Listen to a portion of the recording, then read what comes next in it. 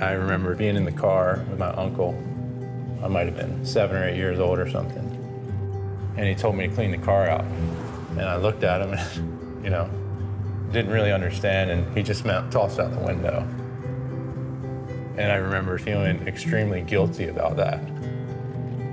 But I didn't understand. I remember tossing things out the window thinking, well, where did that go?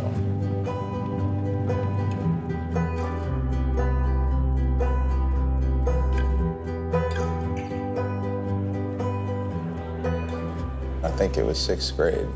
I had some kind of environmental science class. And I remember teachers showing graphs of this crazy curve of how carbon's going up and the temperature's going up and how these can have crazy effects on the planet and humans and all the animals on it.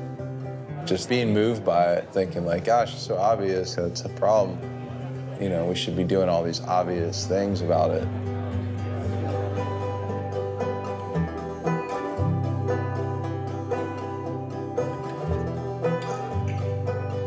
When Jeff and I met, I just always remember him as a pretty intense person. I remember having stimulating conversations about the world and life and moving west and, what else is out there. We were both born and bred in the East Coast, but some lure to go west, trying to find a way to feel like you have some purpose. I think that was the thing that both of us were constantly seeking, was purpose. And that's what was a real common bond between us, is like, what's the point? What's the point? What are we on this planet for? How can you make... And we saw that as like a challenge that we should get started on it. Yeah. Start working on it.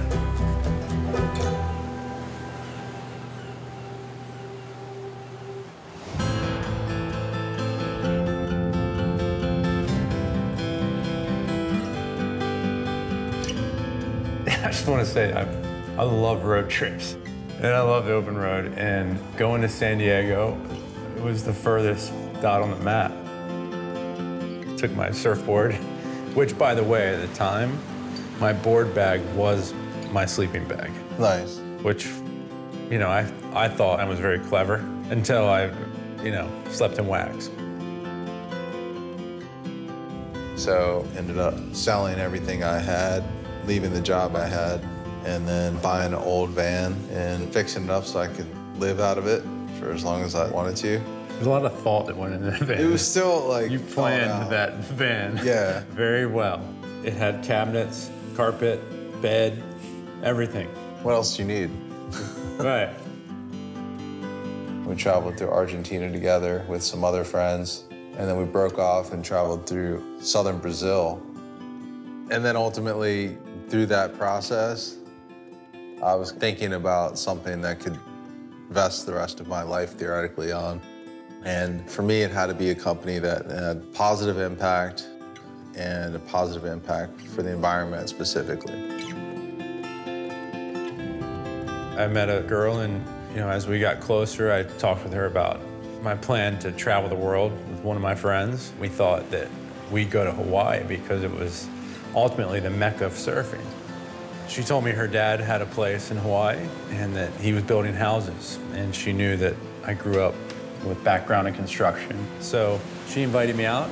I quickly invited Jeff, and that's the story of how we ended up in Hawaii. It was amazing property. It was a 20-acre estate. It was kind of up in the mountains in Hawaii, so you had like ocean views. And I remember like the first week of being out on this place, and like... It's called a job site. It's called a job site, that's right. But I have no idea what I'm doing, like absolutely none. Never been on a job site, never done any like real skilled labor. So he got demoted to the landscaping. So I got quarantined from the job site down into the area that had about 20-something different species of bamboo.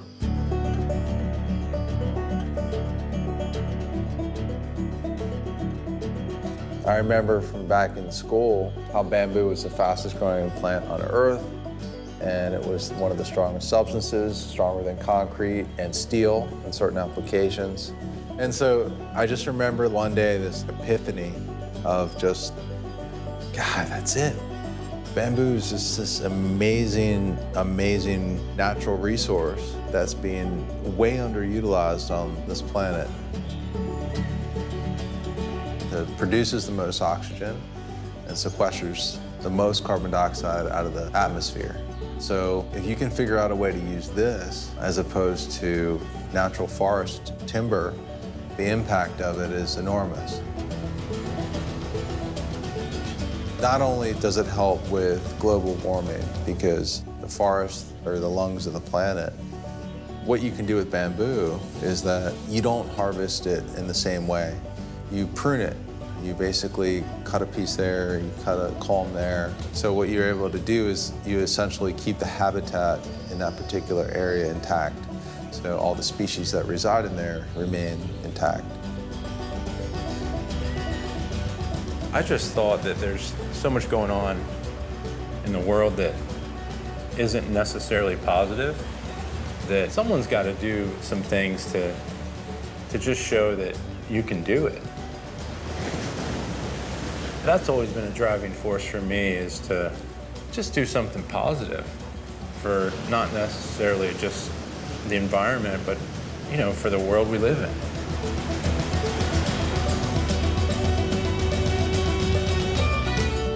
Our goal was to create a company that had positive impact on the planet.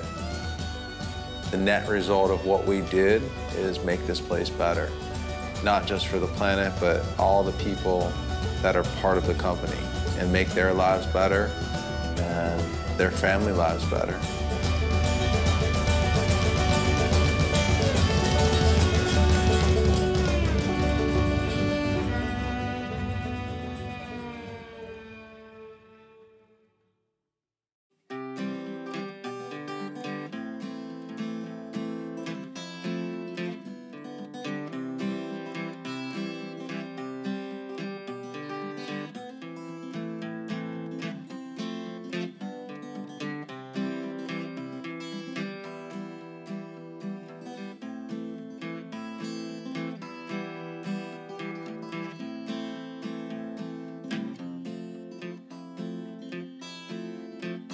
So the van had a very interesting life.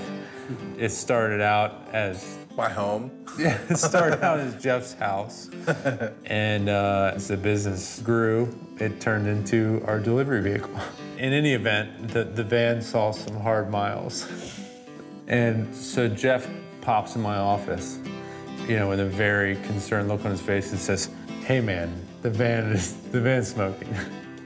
By the time I got in the van, it was so engulfed in flames that we couldn't even get near it. And I thought it was gonna blow up and flip upside down, just like in the movies. I donated it, and I thought there was a team of people that were sort of maintaining it and taking care of it. Your beloved van. I was wrong. It was a sad day, but, you know, we persevered. We persevered.